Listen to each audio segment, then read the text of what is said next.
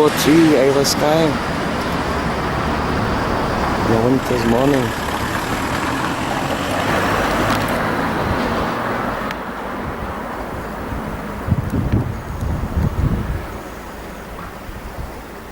Well, I asked for snow and I got it.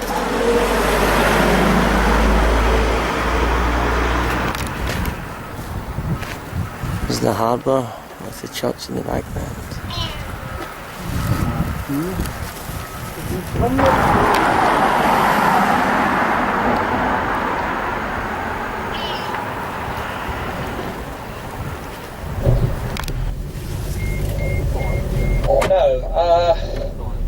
Let's see what the views are like. Not very good, but actually a lot better than I had a week ago. Well, a bit better. We can't see the Coolins, unfortunately, yet. In clear weather, had it been yesterday, we'd have seen these magnificent mountains on over to the right. Oh, you can see the sort of lower slopes, actually. The McDonald landlords, because they were by then just tenants, and that they had to flee the country and went to Tasmania, where I think the descendant of the chief of the clan Nicholson still lives. Words is a Viking name for a settlement. And there are slight remains up there of an Iron Age castle, all those broken down stones on the hill, from about 2,500 years ago probably.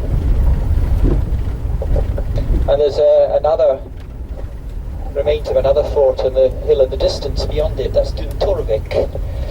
The Vik at the end, that's another Viking word, if you can see it. We have this long ridge of hills right up the centre on the left. Nish, by the way, Trotternish is a Viking word for a peninsula. So we have Trotternish, Waternish, Duranish, Minganish, which is formed by decomposing vegetation over thousands of years. Not as old as coal, but it would probably become coal eventually.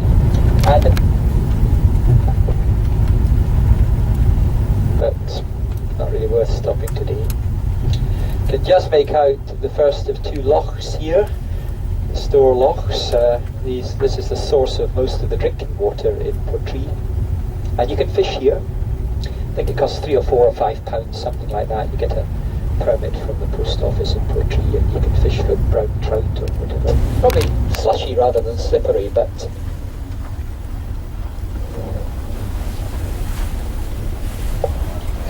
perhaps you'd just like to view it from the bus today, though. Well, the island's also attached to the national grid of electricity, and they have a big wind farm, which we might see later, and sell the electricity to the national grid.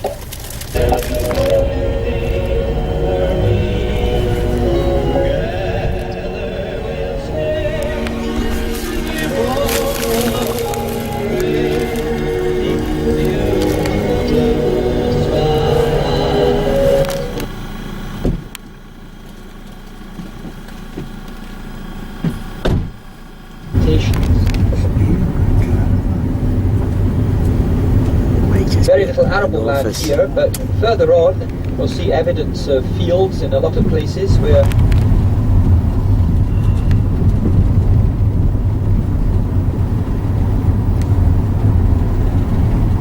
front of us now.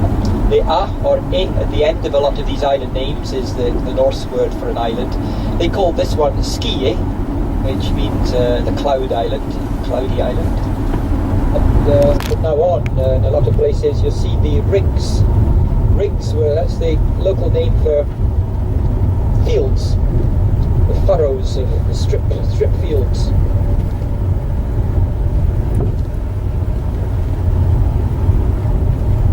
Until sometime in the 18th century, the main system of farming up here was to a lot different rigs to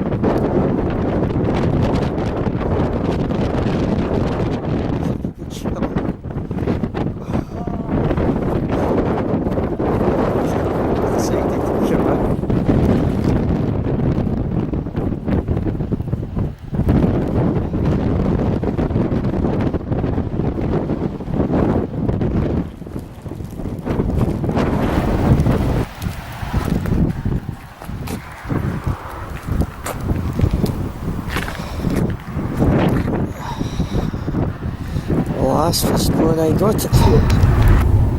Gave them no compensation. So in some parts of Skye they began to revolt against the landlords in the 1880s, and that eventually led to a royal commission of inquiry when both sides of the arguments were listened to.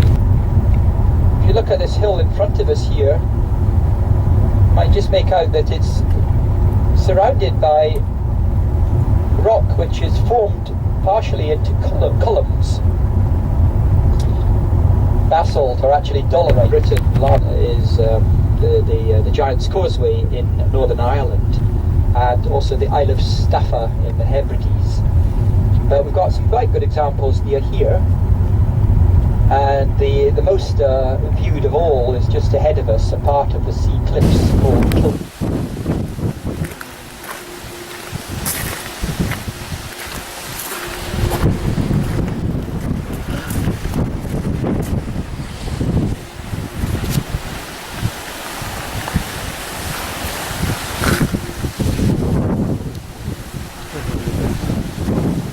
Kilt Rock, Skye.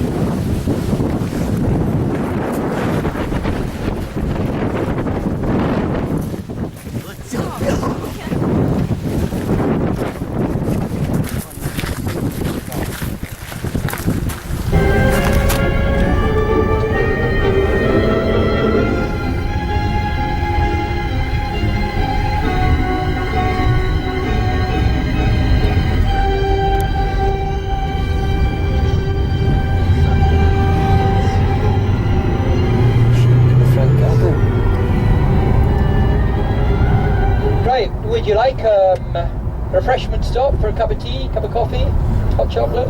Anybody? No? Okay, I'll give you a chance of a toilet stop at least though, which you can do here, because there's a wee shop down here where there are public toilets, and then you can, if you change your mind, there is actually a coffee machine and even a hot snack machine in the shop.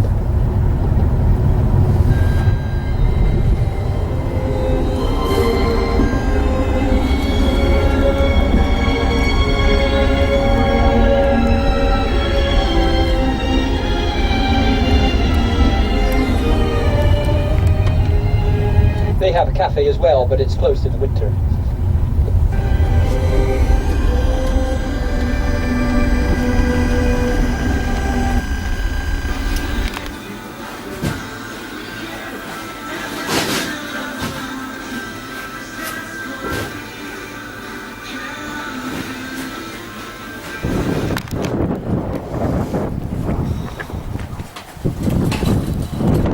Shop in Skye.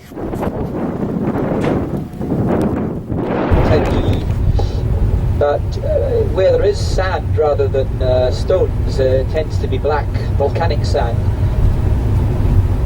The island away over to the right there, which is quite close to the shore, and the local farmer is one of the last farmers I know of in Scotland who still swims his cattle across to the island in the springtime to pasture them there, and then they swim back again in the autumn. They probably don't like it much, but they have to. Not the far out one, the one sort of behind us.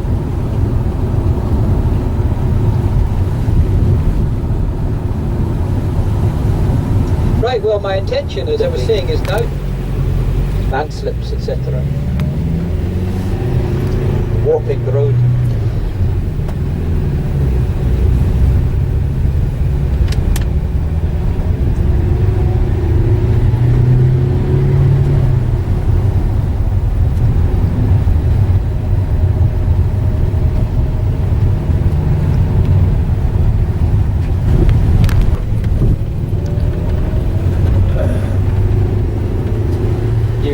Waterworks system up here. Got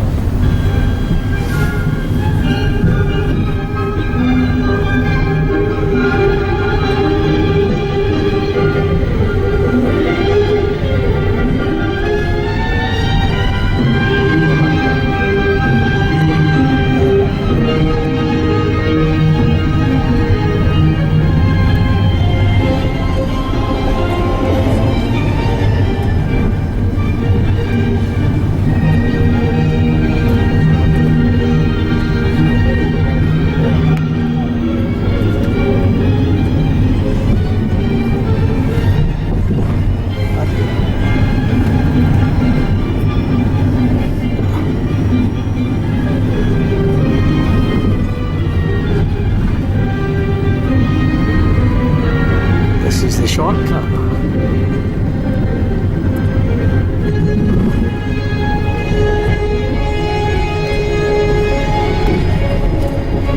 Check the driver's light here.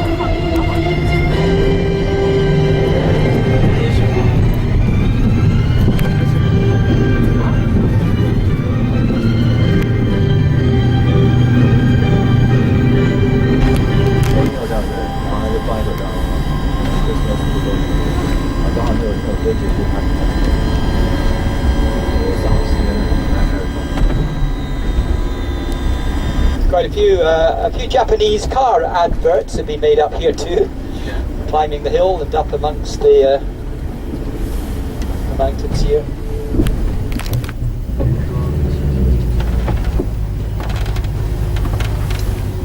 We made it. Come up here in the summer sometimes. This is such a popular tourist destination that you can't get into the car park up here. It's just full of cars and many candidates come back on the throne. Already there had been several attempts to do this which had bitterly failed and caused terrible hardship to the Highlanders afterwards. So in the middle of England, just a 2-day march from London, they decided to turn north again to consolidate their gains up here. They were pursued back into Scotland by King George's highly professional, ruthless army led by the King's younger son, the Duke of Cumberland. And on Culloden Moor near Inverness, on the 16th of April, the two armies met. Within an hour, the Prince's loyal Jacobites were destroyed, defeated, about 1,500 of them killed in the battle, and murder and mayhem and massacre took place during the months that followed.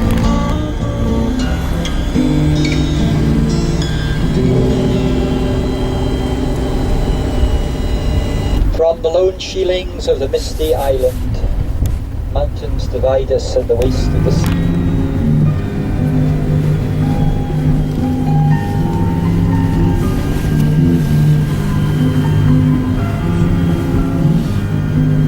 Or rather we don't really today, only in dreams. I usually turn right here just for a few hundred yards to view the Outer Hebrides, but oh well, we'll give it a try. It only takes a minute or two. Then we'll go down to Bouygues.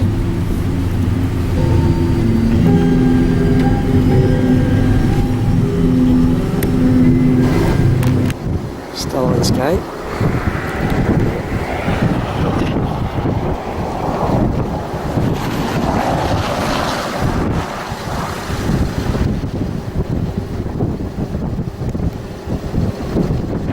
From the sun the day, for the road we gladly take. It's feeling torn forward, bidding farewell to the town.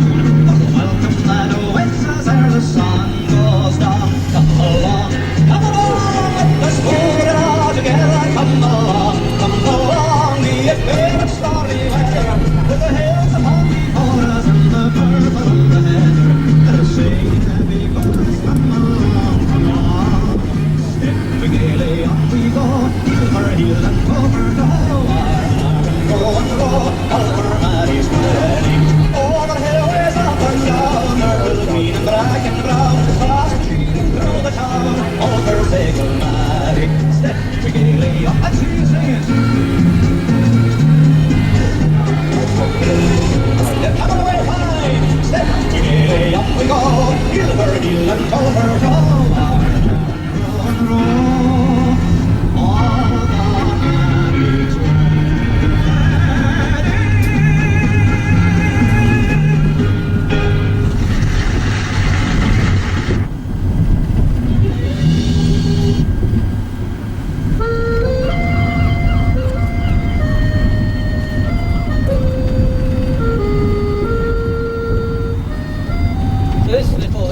Village town here is called, township is called Bouygues. Bouygues is one of the Gaelic words for a bay.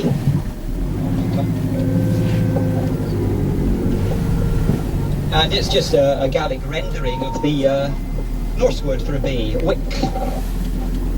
But it's very different. It was Loch Lanach, men of the sea lochs, Lochlanach.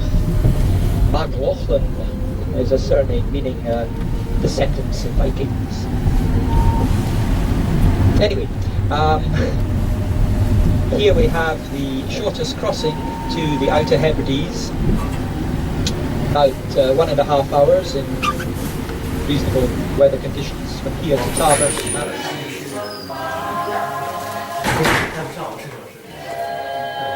Second-hand shop in Tirunuk, Uga.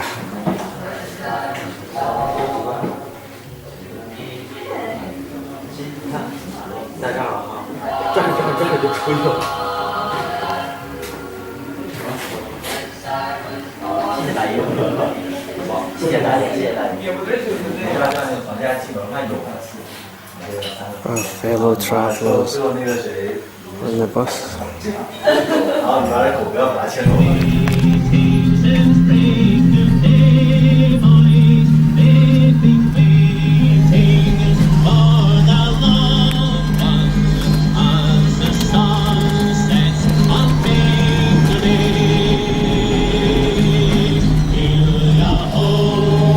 So these people have ferries at the bottom of their gardens. Sorry about that.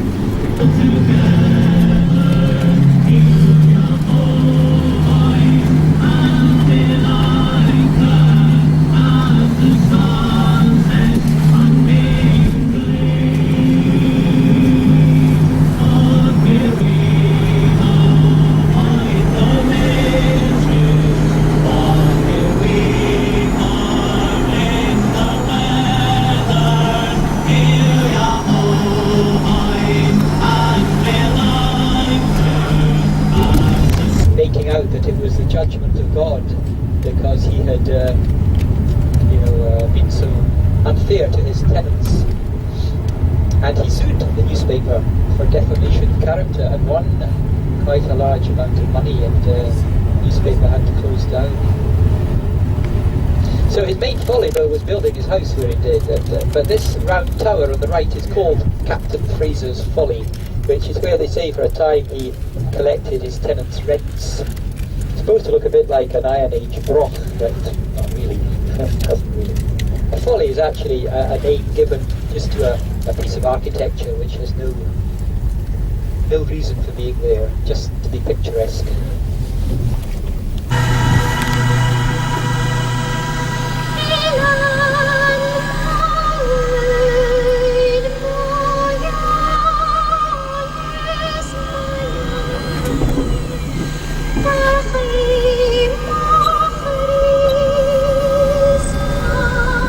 I'll just go up and turn first.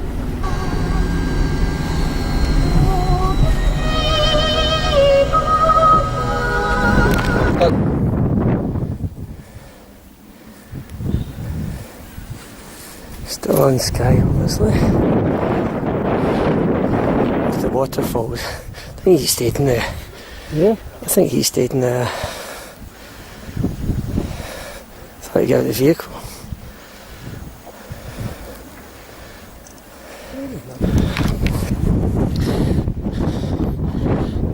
Nice winter's day in Skye.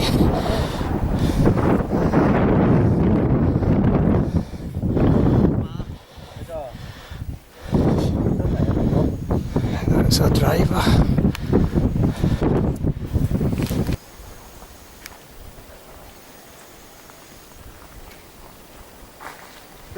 Fairy Glen Skye.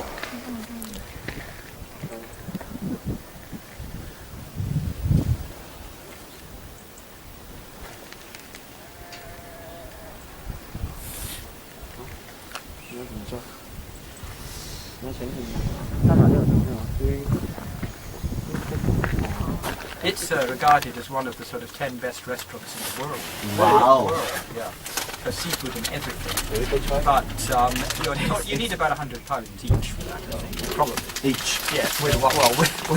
And probably expecting a wine with it. So, yeah, I should think so. And people, celebrities fly in helicopters and come in their private boats to dine there. But even that. Beyond the bay there is Loch Sneeshort.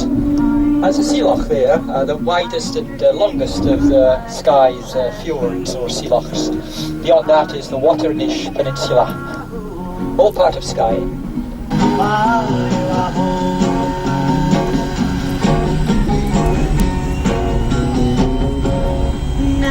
Bad skies to the bit.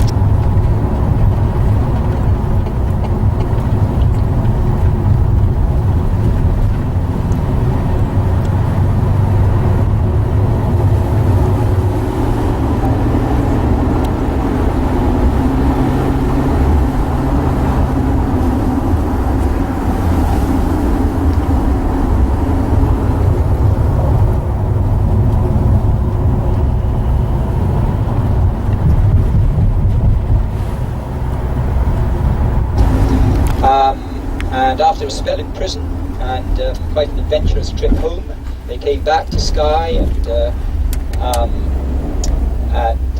continued to live on the island until Flora's death. And she was buried at Kilmuir churchyard at a terrific funeral with about 3,000 people attending and over 300 gallons of whiskey, well over 1,000 litres of whiskey was consumed at her wake. That's how important she was, a great heroine. She was also buried, as her shroud, in the same linen sheets which had covered the Bonnie Prince here at Kingsborough House many, many years before.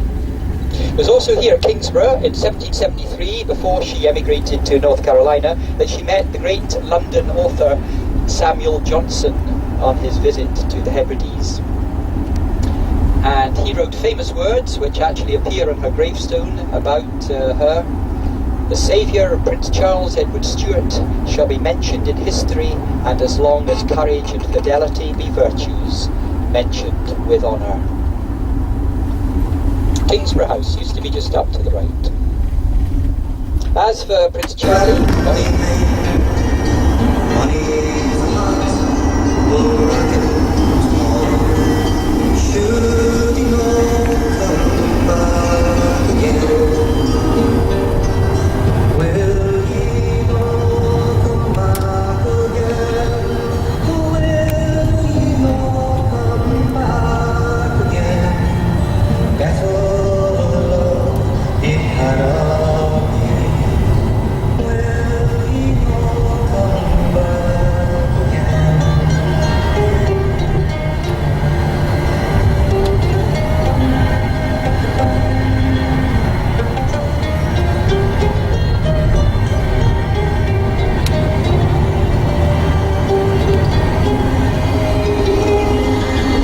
I've got some grey lag, or maybe pink-footed geese here, they're very similar.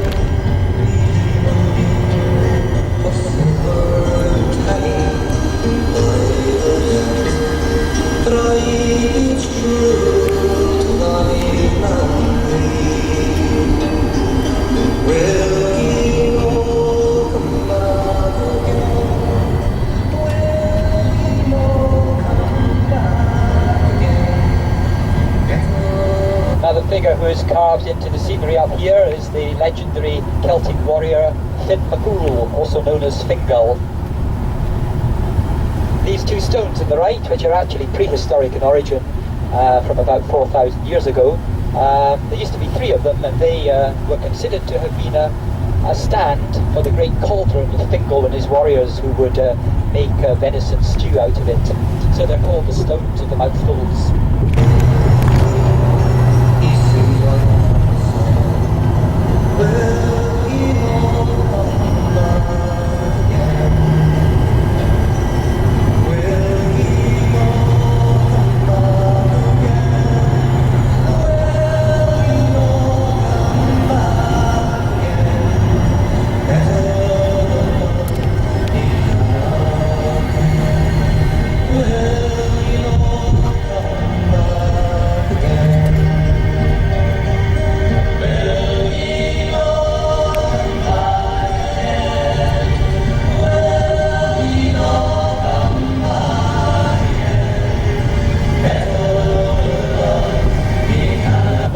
Prehistoric monument over to the right there, that sort of tumulus or small hill is composed of stones, and that's a Bronze Age burial tomb.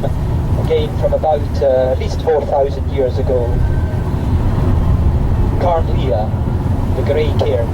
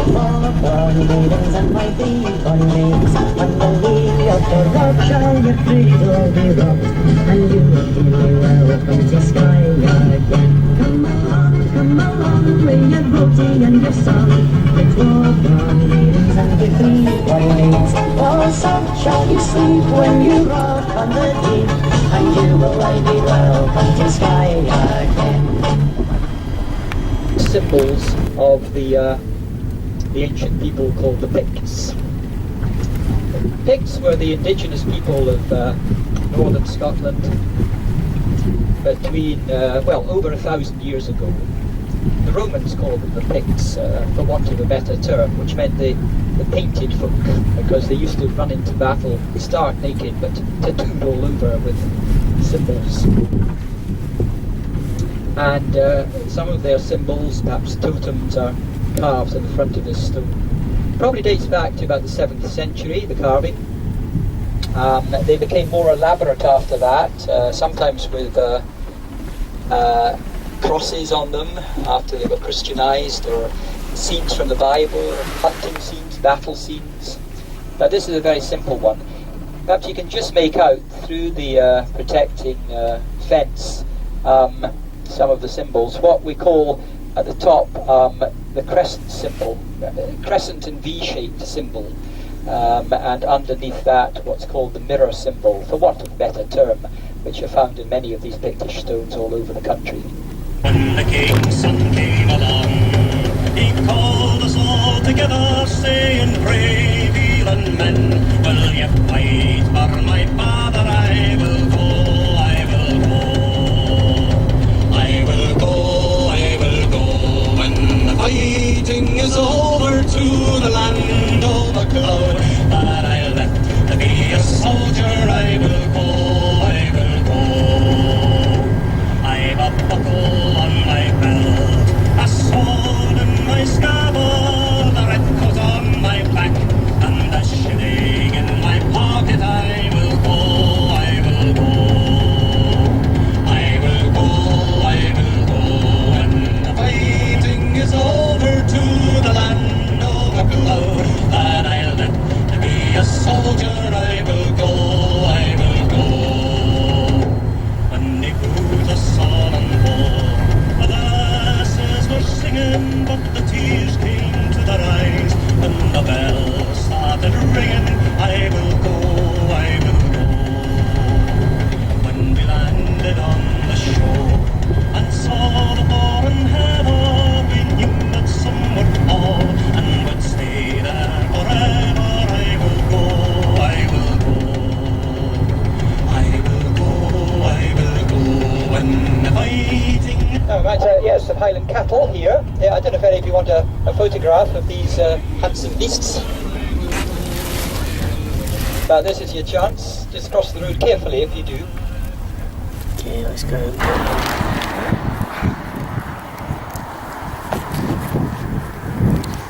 Are they just here for the tourists? Oh, yes.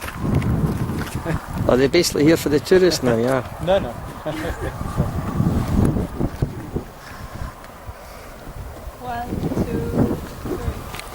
Thank you. Cattle herds everywhere. Well, everywhere where they can adapt to the terrain and the climate. But mainly for beef.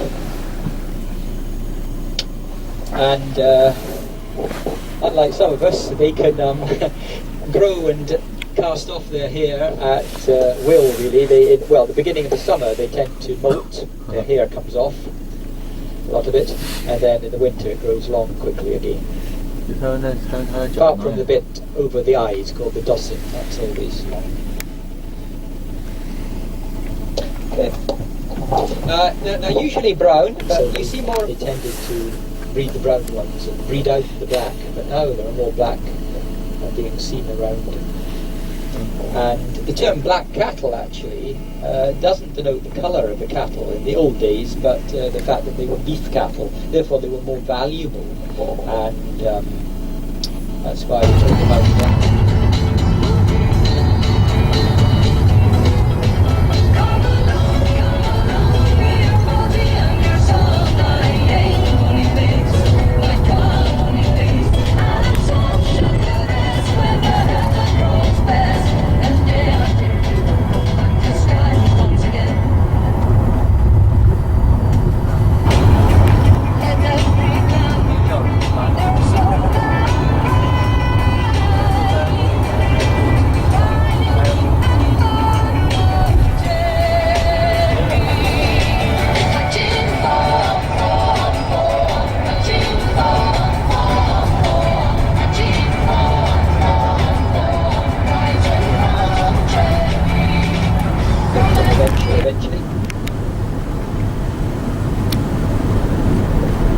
There's also a hotel here which has good folk music on a Sunday night, too bad for us, and is haunted with ghosts.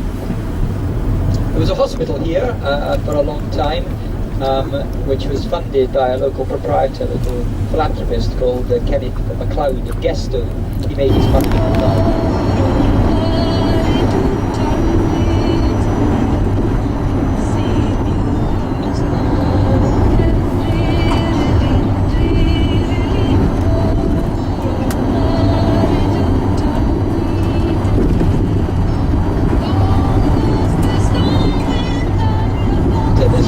We come down to a hollow in the hills with close to where three streams meet, and there's a medieval bridge over the stream called the Ferry Bridge.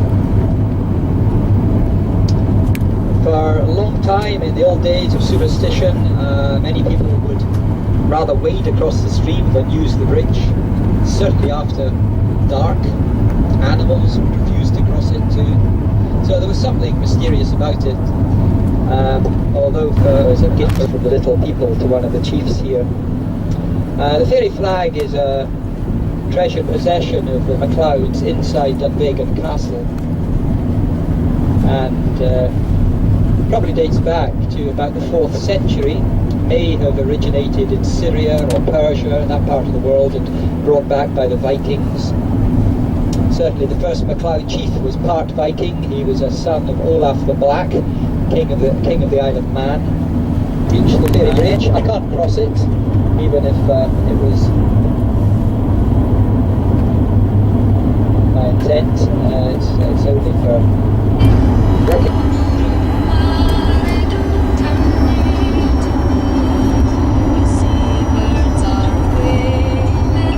There's also a road junction near the bridge, and as you'll see on the signs, there are lots of new handcraft businesses up there, like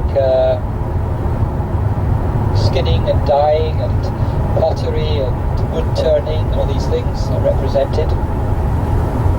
That's in the Waternish Peninsula, which is a beautiful place, but has one of the oldest inns in Skye as well, the Steam Inn.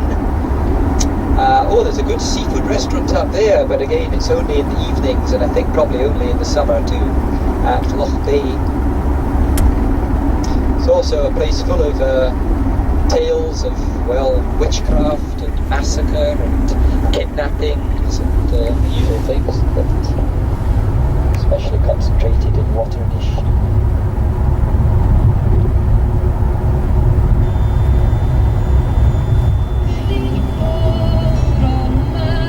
In Norse were called Hillfell, literally the holy mountains. Hillfell Moor, the big holy mountain, Hillfell Beck, the little holy mountain. with absolutely flat tops to them. McLeod's tables.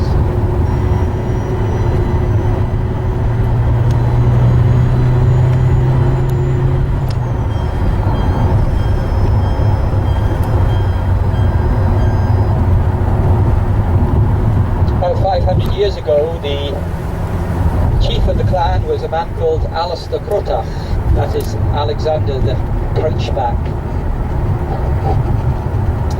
And he was a great warrior, but he was also a great patron of the arts and music, actually, and he was finally buried in a magnificent tomb, which is still there at Rodel Church, and the king has given us here in this grand new palace, all bedecked with fine tapestries and silver candlesticks and gold plate, and waited upon by hundreds of servants.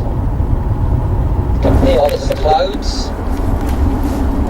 I'll tell you a little bit more about their castle when we approach it after lunch and their history, but basically after 30 generations the MacLeod family is still represented here. The present chief is Hugh MacLeod of MacLeod, descended directly from Liot. Father Bigger of the clan MacLeod, some 800 years before.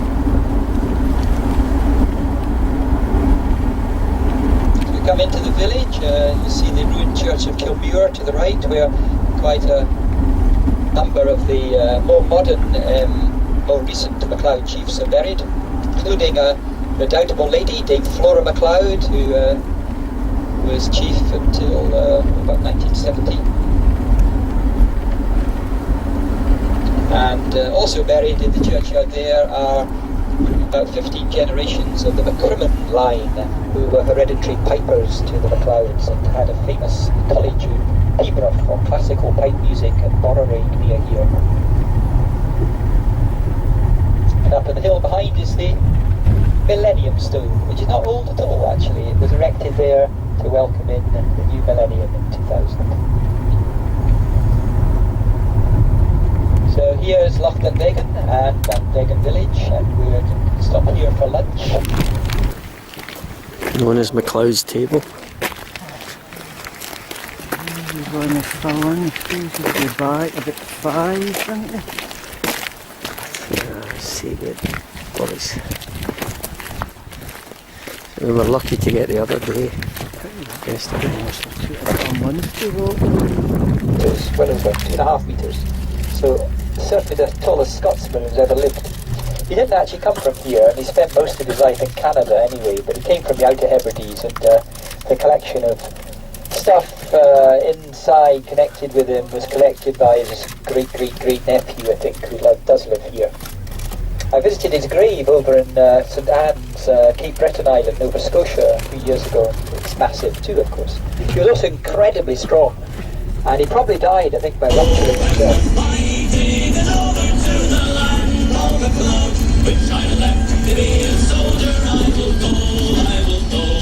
Tell you what I'll do today, actually. I'll drive a bit further on than this, and we'll first of all look for seals out at the little islands there.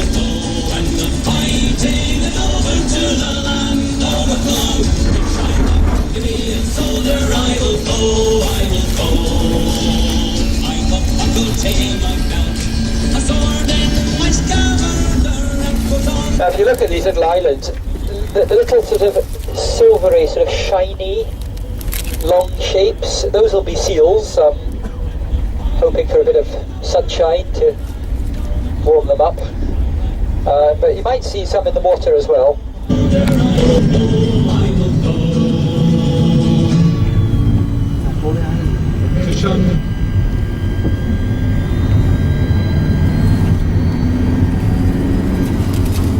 Beyond the sea loch is Duranish, the Duranish Peninsula. Just turn here though.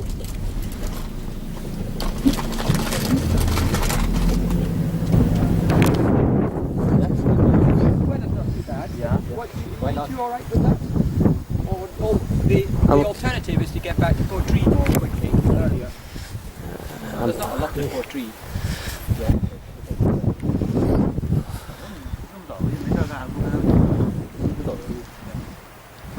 这样回去能赶上他们今年最后一场吗？是吧？你还不如去威尔法斯或者伦敦看呢，你非在这儿。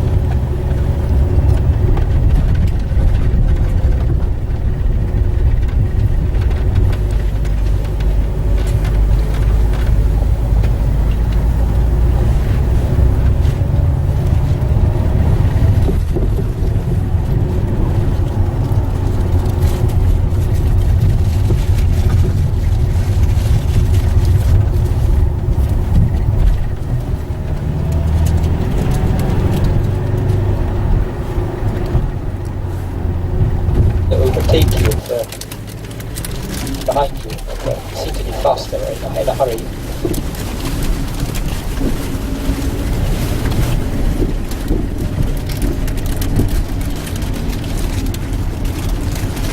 Could be a doctor going to a patient, or a minister going to church, or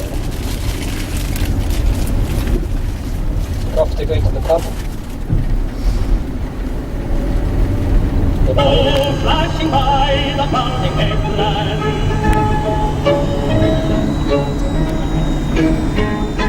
Yaha, Yambo, every sail she goes a leaving.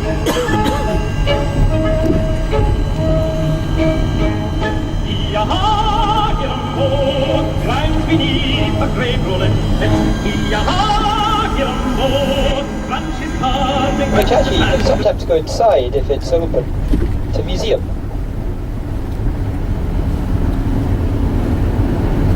This place is called Kolbost. Originally there would have been a farm here belonging to a Viking called Kali's farm, Kolbost.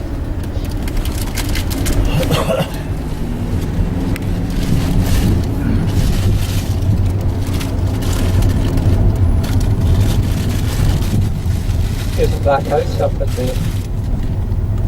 left. I will pull in on the right here.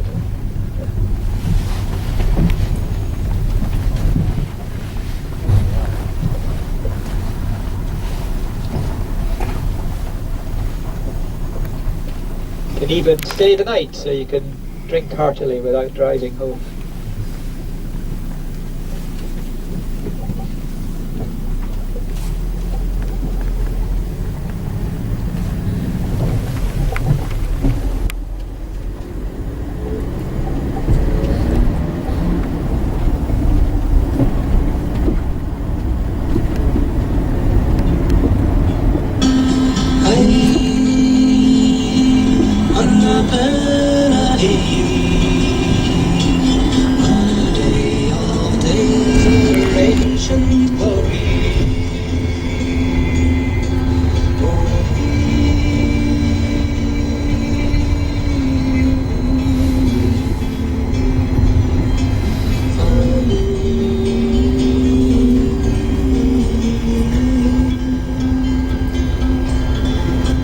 Here's wine.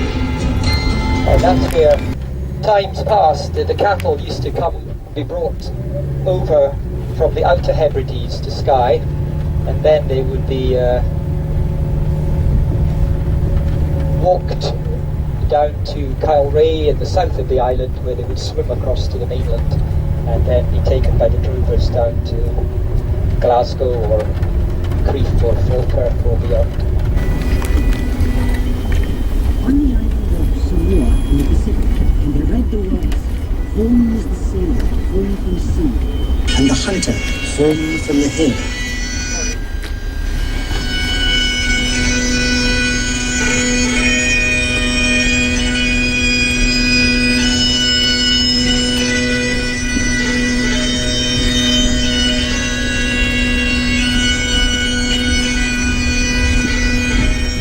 On the island of Samoa in the Pacific can be read the words, "Home is the sailor, home from sea, and the hunter, home from the hill."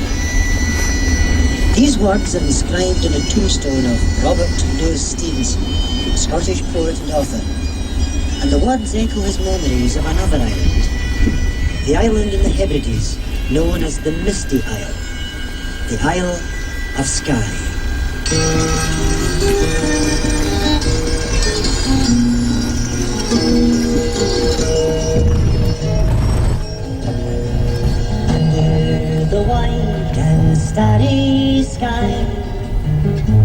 Dig my grave and let me lie. Glad did I live and gladly die.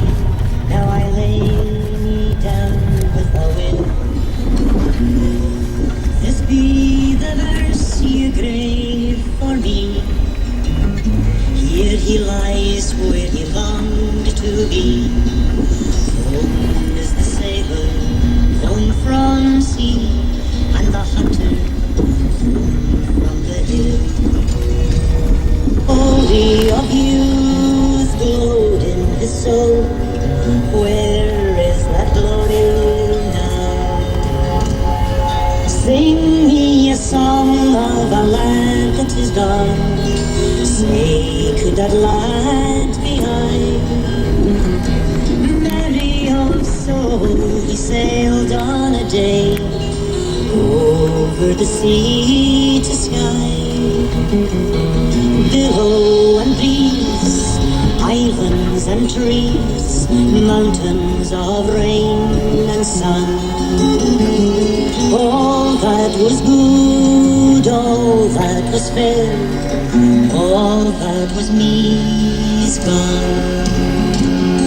Sing me a song of a land that is gone. Say, could that land be high? Merry of soul, he sailed on a day in the land that's gone.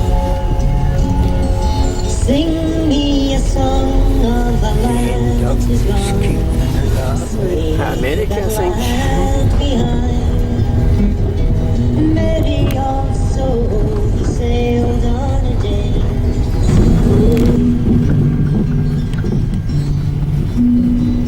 Under the wine and starry sky, dig my grave and let me lie. Glad did I live and gladly die. Now I lay down with a will. This be the verse you grave for me.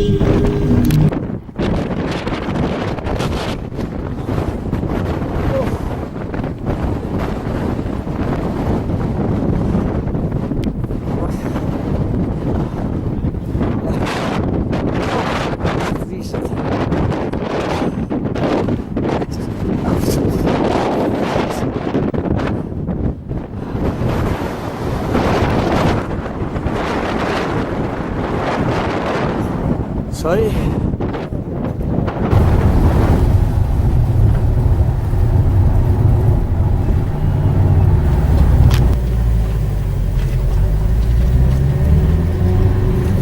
The Cuillins consist of about 20 peaks, 10 of which are true Munros. That's to say they're over 3,000 feet.